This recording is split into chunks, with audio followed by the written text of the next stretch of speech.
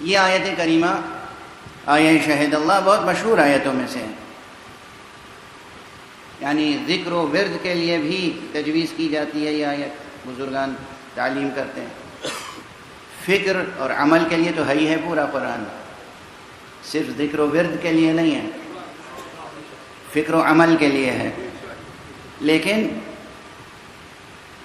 مقام ذکر اور ورد میں بھی اس آیت کے تعلق سے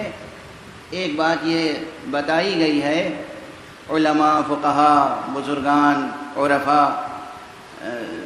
سبھی ہر طبقے سے تقریباً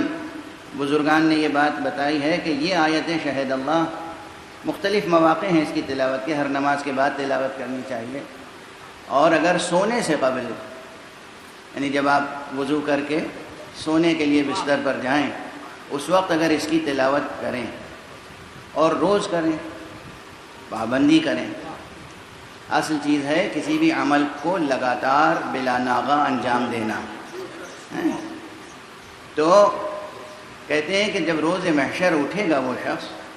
تو پروردگار اپنے فرشتوں سے کہے گا اس شخص کے اور میرے درمیان ایک عہد ہے، اس کا حق میں ہی ادا کروں۔ پورے قرآن پہ تو ہم سے آپ سے کیا عمل ہوگا،